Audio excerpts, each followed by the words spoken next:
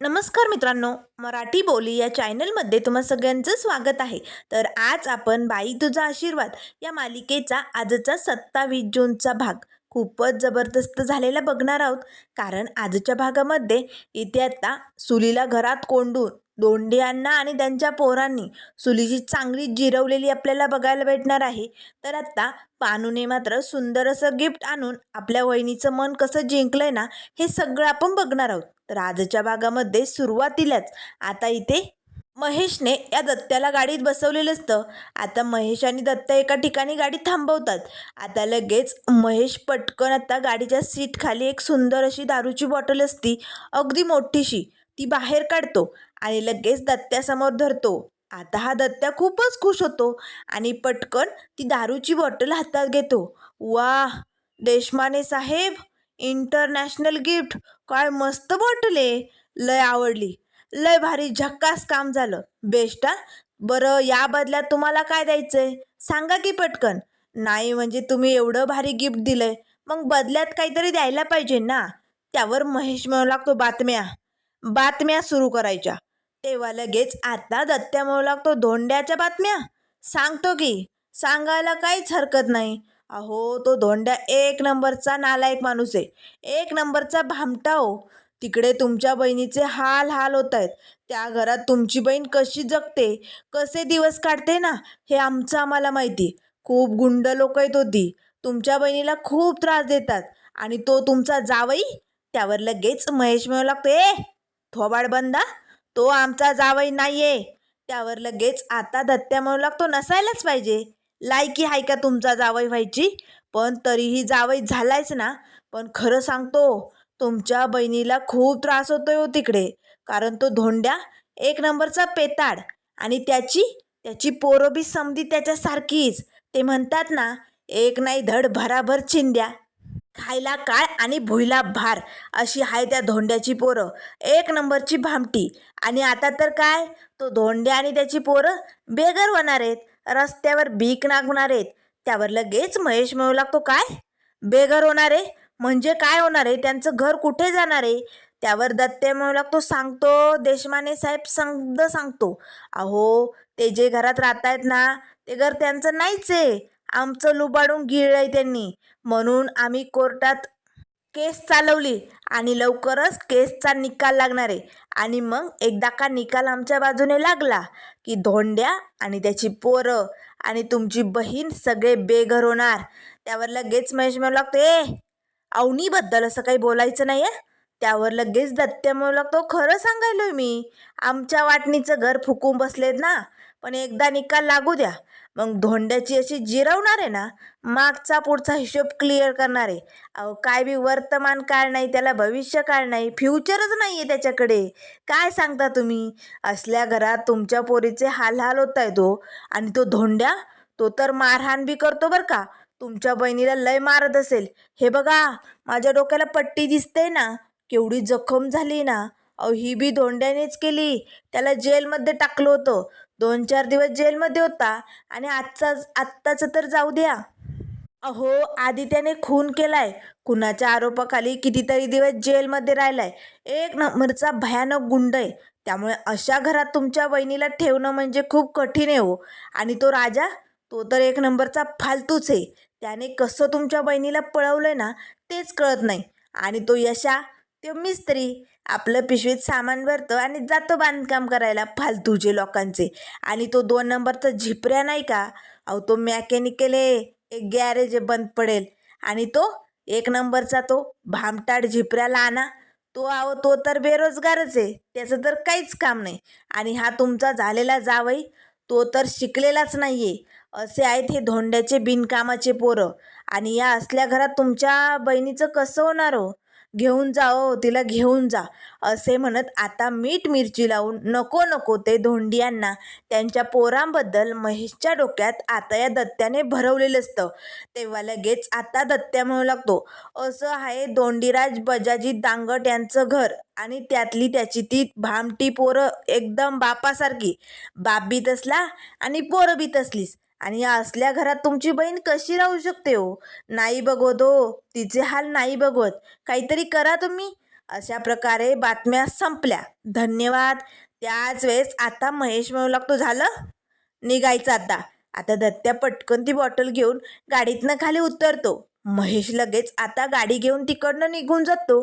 त्याच वेळेस आता दत्त्या हसतच म्हणू लागतो, धोंड्या, तुझी सून आणि तुझी पोरं समद्यांची वाट लागणार. धोंड्या, आता देशमाने काय तुम्हाला सोडणार नाही. असे म्हणत आता हा दत्त्या लय खुश झालेला असतो. चला, आता इंटरनॅशनल गिफ्ट भेटलंय खरं, पण चकण्याची व्यवस्था करावी लागेल की. असे म्हणत आता लगेच दत्त्या तिकडनं निघून जातो. तर त्यानंतर इकडे घरी आता झालेला सगळा प्रकार धन्या आणि अवनीने नमीला सांगितलेलं असतो. तेव्हा आता अंडा बुर्जी खात असलेली नमी म्हणू लागते, अवनी तू नको ग टेन्शन घेऊ. अगं तो पाण्या असाच आहे, एक नंबर का चिडका बिब्याच आहे तो. त्याच्याकडे लक्ष देऊ नको. झिपऱ्या थोड्या दिवस राग धरेल आणि मग सोडून देईल. तू टेन्शन घ्यायचं नाही. बरं जाऊ दे, त्याला नाही खायची ना भुर्जी, त्याच्या वाटेची पण मीच फस्त करून टाकते. असे म्हणत आता नमी किचनमध्ये जाते आणि पुन्हा ताटात भुर्जी घेऊन येते आणि मस्त पटापट खात असते. त्याच वेळेस पाठीमागच्या दरवाजाने सुलू आत्या आलेली असते. नमीचं काय आता आत्याकडे लक्ष नसतं. तिचं आता भुर्जीवरती ताव मारण्याचं काम चालू असतं. तेवढ्यात तिच्या पाठीमागे येऊन आता ही सुली उभी असते. भले वट्टारे डोळे करून आता नमीकडे बघत असते. अवनी आणि धन्या घाबरतात. आता दोघेही या नमीला खुणावत असतात. धन्या मोठाले डोळे करून सांगत असतो, तुझी मम्मी आली, पण ही मागे बघेन तेव्हा ना. आता लगेच नमी म्हणू लागते, झिपऱ्या वट्टारे डोळे करून काय बघतोयस रे, खाऊ दे ना भुर्जी. तुझ्या नरड्यात फसते का. माझ्या मामाने बनवली, काय झणझणीत झाली ना. मी तर आता सगळी संपवणार आहे, त्याशिवाय इकडनं हलणारच नाहीये.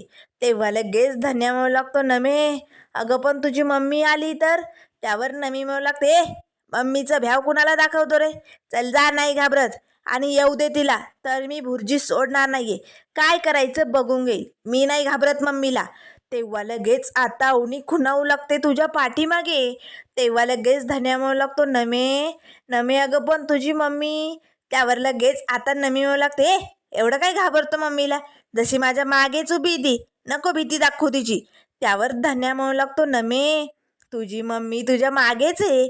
आता नमीला धक्का बसतो. नमी पटकन पाठीमागे वळून बघताच तिचा तर नरड्यात घासच गुंतलेला असतो. आता मात्र लगेच चुली म्हणू लागते, नमे तुला आज मी फोडून काढणार, सोडणार नाही नमे. आता नमी पटकन ताट बाजूला ठेवते आणि अवनी आणि धन्या पाठीमागे जाऊन लपते. तेव्हा लगेच सुली तिच्या जवळ येते. नमे आता तू घरी चल, आज तुला सोडणार नाही, तुझी खायच काढते.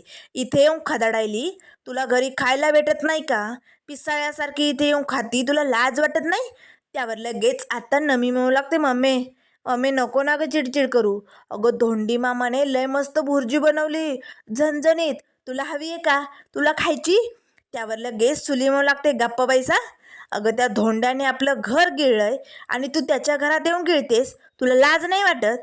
अगं त्या धोंड्यामुळे आपल्याला आपल्या वाट्याचं घर भेटत नाहीये. अगं नमे तुला कळत नाही का, हे घर भेटल्यानंतर तुझं लगीन होणार आहे.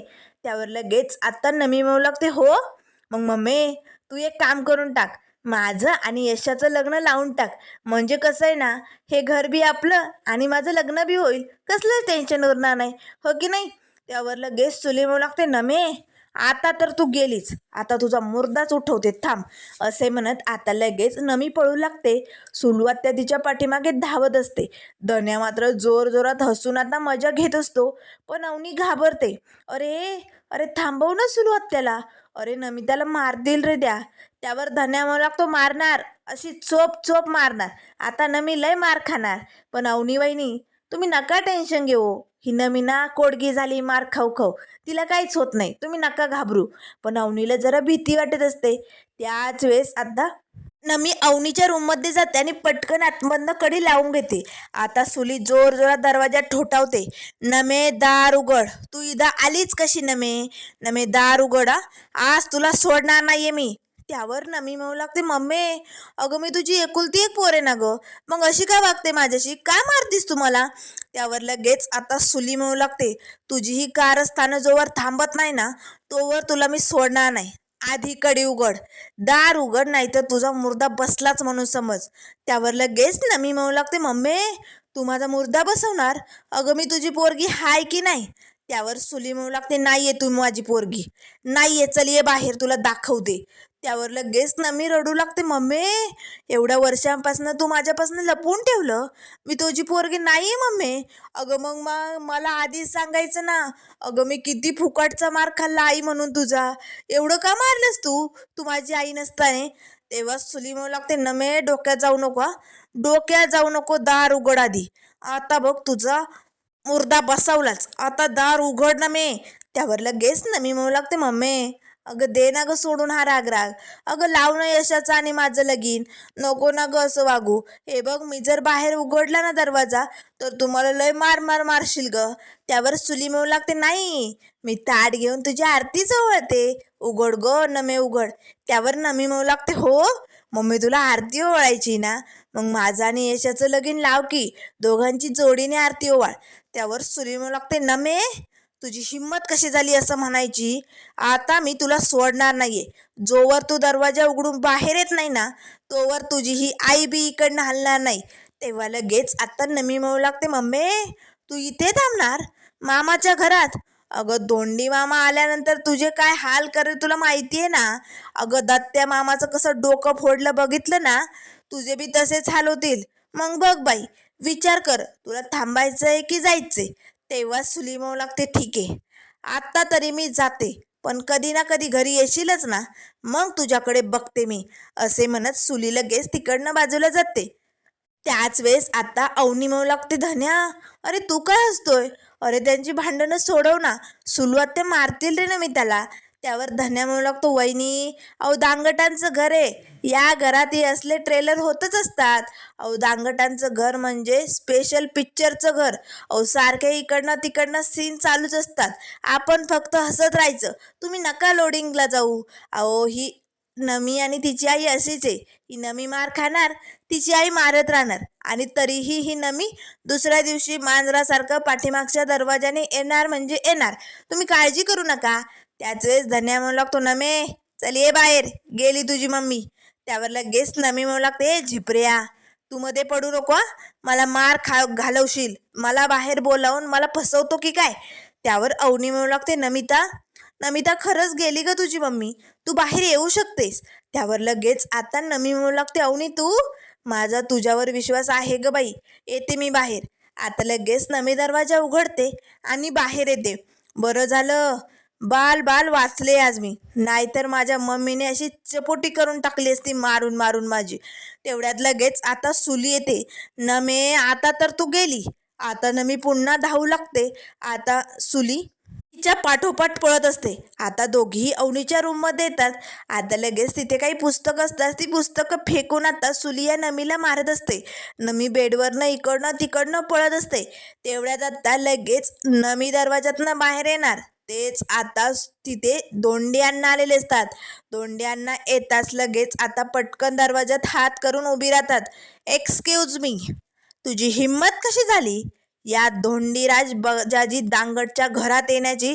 How you do my home? त्यावर लगेच आता सुली म्हणू लागते, धोंड्या तुझी इंग्रजी फेक बाजूला, मी इड माझ्या पोरीला घ्यायला आले, एवढं लक्षात ठेवा. त्यावर लगेच आता धोंड्यांना म्हणू लागतात, जमणार नाही, आता मी तुला इकडनं जाऊ देणार नाही, तू माझ्या घरात पाऊल टाकून मोठी चूक केली. त्यावर लगेच सुली म्हणू लागते, धोंड्या गप्पा बाईस. आता धोंड्यांना खूप दारू प्यालेले असतात, अगदी डुलत असतात. तेव्हा सुली म्हणू लागते, धड उभंही राहता येत नाही आणि मला चालला घराबाहेर काढायला. एक गोष्ट लक्षात ठेव, हे माझ्या वाटणीचं घर आहे, आणि अरे आम्ही लहान भाऊ आहोत, तू मोठा हाय, कधी देणार आहे आमच्या वाट्याचा हिस्सा आम्हाला? त्यावर धोंड्यांना म्हणू लागतं, दे कावळीने, तुमच्या वाट्याचं गिळून बसलात आणि आता माझ्या वाटणीचं खायला आलात, किती खाणार आहात? बास करा, तुम्हाला हवंय तुमच्या वाटणीचं घर हवंय? तेव्हा सुली म्हणू लागते, हो देतोस का? तेव्हा धोंड्यांना म्हणू लागतात, देतो, चल आतमध्ये. आता लगेच सुली आतमध्ये जाते. त्याच वेळेस धोंड्यांना पटकन दरवाजा बंद करतात. आता लगेच सुली म्हणू लागते, धोंड्या धोंड्या तुम्हाला इथं नाही ठेवू शकत, दरवाजा उघड धोंड्या. तेव्हा धोंडियांना म्हणू लागतात, अगे कावळीने, तुला तुझ्या वाटणीचं घर हवंय ना, घे मग, आज तू याच रूममध्ये राहा, थांब इकडेच, बघूया तुझी कशी जिरते. आता लगेच ही सुली जोर जोरात दरवाजा आदळू लागते. धोंडियांना मात्र असं घट्ट दरवाजा पकडून ठेवतात. बाहेरनं कडी नसते ना, त्यावर लगेच नमी येते. मामा तू सोड, मी पकडून ठेवते, आज ना हिला बाहेर काढायचंच नाही, राहू दे कोंडून तिला. आता नमीने घट्ट दरवाजा पकडलेला असतो. धोंडियांना मस्त तिथे खाटावरती जाऊन पडतात आणि या सुलीची बडबड ऐकत असतात. सुली जोर जोरात म्हणत असते, धोंड्या वाट लावून टाके ना, हे बघ तुझ्यावर केस ठोकेन, मला घरात कोंडून ठेवतो काय, तुला सोडणार नाही, तुला जेलात पाठवणार. तेव्हा लगेच आता अवनी म्हणू लागते, धन्या अरे पण.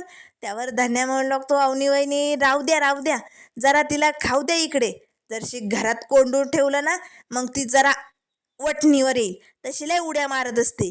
त्यावर लगेच आता नमी आणि धन्या जोर जोरात हसू लागतात, कारण आज मम्मीची चांगलीच जिरवलेली असते. खूप वेळ झाला तरी तिला बाहेरच काढले जात नाही. पण आता या सुलीचं लक्ष रूममध्ये असणाऱ्या वस्तूंकडे जातं. डोळे भरून आता ती रूमकडे बघू लागते. चांगला असा बेड सजवलेला आहे, मस्त गादी वगैरे. त्यानंतर आता घरात एवढ्या शोच्या वस्तू, सगळ्या भिंतीवरती छान छान वस्तू लटकवलेल्या बघते. आता सुलीला तर धक्का बसतो, कारण या गबाळ्या घरात या पोरीने एवढं छान वस्तू लावून काय मस्त केलंय. आता सुलीचे डोळे मात्र खूपच आता वट्टारे कळून या घराकडे बघत असतात. सुली मात्र खूपच भडकते. तेवढ्यात आता लगेच राजा घरात येतो. राजा बघतो तर आता हा हा ही ही जोर जोरात आवाज येत असतो. धन्या आणि नमी दोघेही आता पडू पडू हसत असतात. तेव्हा राजा म्हणू लागतो, ए काय झालंय तुम्हा दोघांना, गप्पा गप बसा, का हसतायत तुम्ही. तेव्हा लगेच आता नमी म्हणू लागते, मम्मी माझी मम्मी. तेव्हा लगेच राजा म्हणू लागतो, हो ते आम्हाला ठाऊक आहे, तू इकडे आली ना की तुझी मम्मी येणार. त्यावर लगेच आता धन्या म्हणू लागतो, नाही आता सुलू आत्या नाही येऊ शकत. त्यावर लगेच राजा म्हणू लागतो, म्हणजे म्हणजे काय झालंय. त्यावर अवनी म्हणू लागते, राजा आत्या आत आत. त्यावर लगेच राजा म्हणू लागतो, आत म्हणजे काय म्हणायचंय, आत्या आतमध्ये. त्यावर लगेच नमी म्हणू लागते, हो. राजा आता पटकन दरवाजाजवळ जाऊन बघतो. टकटक दरवाजा वाजवतो. सुलू आत्या तू आहेस का. तेव्हा सुली म्हणू लागते, ए राजा, तुझ्या त्या धोंड्या बापाने मला कोंडून ठेवलं, दार उघडा. आता राजालाही खूप हसायला येतं. अण्णा तुम्ही चक्क या कावळीनीला कोंडून ठेवलंय. पण अण्णा अहो, असं कोंडून ठेवल्यानंतर ती केस करेल आपल्यावरती, आपण तिला किडनॅप केलं असं सांगेल पोलिसांना. थांबा मी तिला उघडतो. राजा पटकन आता दरवाजा उघडतो. त्याच वेळेस आता सुली बाहेर येते. धोंड्या तुला तर नाहीच सोडणार, पण नमी आधी तुझ्याकडे बघते. आता नमी धावतच आपल्या घराकडे निघते. सुलू आत्या ही आता तिच्या पाठोपाठ पळत निघालेली असते. राजा मात्र आता हसू लागतो. त्याच वेळेस अवनी म्हणू लागते, राजा नमी त्याला खूप मारतील का रे त्या. त्यावर राजा म्हणू लागतो, तुम्ही नका लोड घेऊ, ती नमी बी असली आणि तिची आई बी असली. आता राजा लगेच आपल्या खिशातनं ज्या बांगड्या आणल्या असतात ना त्या काढतो आणि तिथे टेबलवरती ठेवतो, जेणेकरून अवनीचं त्याकडे लक्ष जाईल. पण आता त्याकडे धन्याचं लक्ष जातं. अयो राजा दादा, वहिनीसाठी बांगड्या आणले की काय, वा वा काय मस्त आहे ना, वा वा हमारे दिलवाले के लिए बांगड्या. आता लगेच धन्या गाणं म्हणू लागतो. राजा म्हणू लागतो, ए डोक्यात हाणे ना, चाल निघ इकडनं. धन्या तिकडनं निघून जातो. राजा लगेच आता त्या बांगड्या अवनीच्या हातात देतो. अवनीला मात्र खूप राग येतो. अवनी आतमध्ये रागाच्या भरात निघून जाते. त्याच वेळेस राजा तिच्या पाठोपाठ येतो. मॅडम ते. तेव्हा अवनी भडकते, आता काय तू रोज माझ्यासाठी गिफ्ट आणणार आहे का. अरे तुझी हिंमत कशी झाली बांगड्या आणायची, मी काय तुझी बायको आहे का तुम्हाला बांगड्या आणून देशील, तू हे गिफ्ट आणलंच कसं. त्यावर लगेच राजा म्हणू लागतो, एक मिनिट मॅडम, मला हे गिफ्ट आणायचंच नव्हतं, पण मी का आणले ते तरी ऐकून घ्या. एक गरीब मुलगा होता, तो बांगड्याचं काम करतो, बांगड्या विकतो, पण आज त्याची बोनी झाली नव्हती. त्याच्याकडे चहा पिण्यासाठी बिस्किट खाण्यासाठी पैसे नव्हते. मी त्याला चहा बिस्किट खाऊ घातलं, पण त्याची परतफेड म्हणून त्याने मला या बांगड्या दिल्या. मी त्याला नकार देत होतो, पण तरी त्याने ऐकलं नाही. आणि घरात आता मी आणल्यानंतर कुणाला देणार बांगड्या, घरात बाई माणूस दुसरं कोणी आहे का, म्हणून मी तुम्हाला दिल्या. पण मॅडम या पाठीमागे माझा दुसरा हेतू नव्हता. तुम्हाला जर नसेल आवडत ना तर नका घालू, फेकून द्या त्या बांगड्या. असे म्हणताच राजा निघालेले असतानाच अवनी म्हणू लागते, एक मिनिट, तशा बांगड्या काय एवढ्या वाईट नाही आहे, खूपच छान आहे, तुझा चॉईस आवडला बरं का मला. राजा मात्र खूप खुश होतो. मॅडम तुम्हाला खरंच माझा चॉईस आवडला? तेव्हा अवनी म्हणू लागते हो. राजा आता आनंदाच्या भरात रूमच्या बाहेर जातो.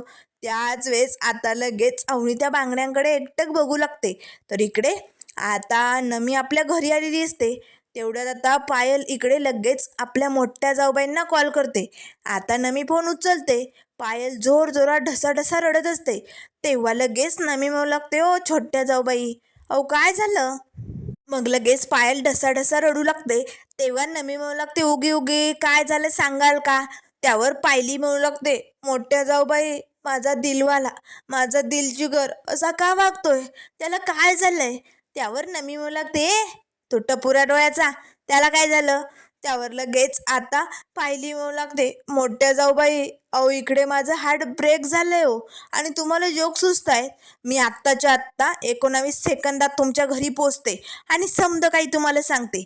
त्यावर लगेच आता नमी म्हणू लागते, ए बाई इकडे नको येऊ हा. अगं इकडे माझी मम्मी असते ग.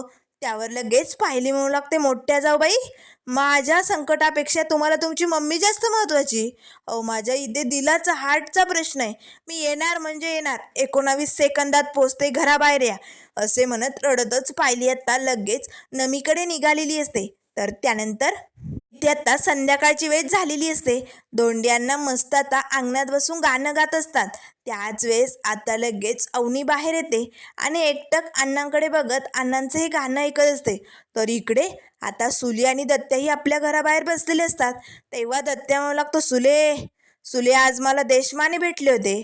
असं मीठ मिरची लावून धोंड्या आणि त्याच्या पोरांचं कटकारस्थान सांगितलं ना, बघ आता देशमाने या धोंड्याची खाय खाय काढतील. धोंड्याला आणि त्याच्या पोरांना समद्यांना रस्त्यावर भीक मागायला लावतील. बघ अगं यांचं फ्युचरच संपवणार आहे ते देशमाने.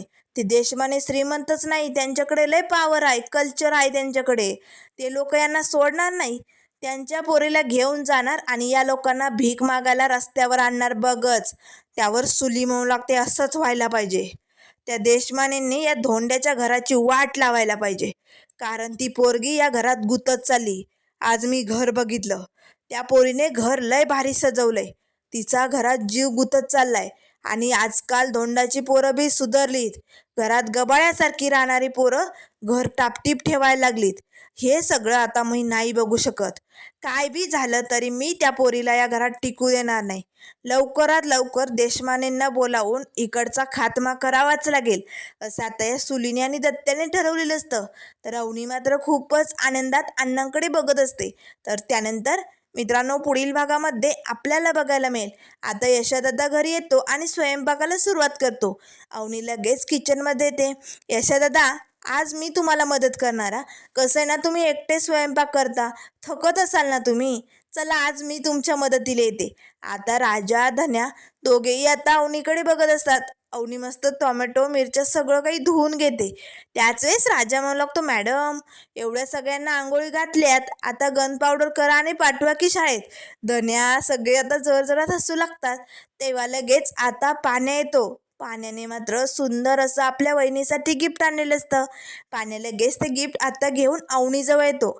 वहिनी सॉरी या, माझं चुकलं. आता मात्र अवनी आत्ता लगेच पानूकडे बघू लागते. पानूने मात्र आपल्या वहिनीची माफी मागितलेली असते.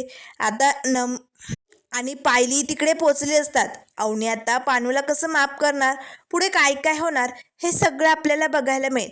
त्यामुळे मित्रांनो अशाच मालिकेंच्या अपडेट पाहण्यासाठी चॅनलला लाईक करा, सबस्क्राईब करा. व्हिडिओ पाहिल्याबद्दल धन्यवाद.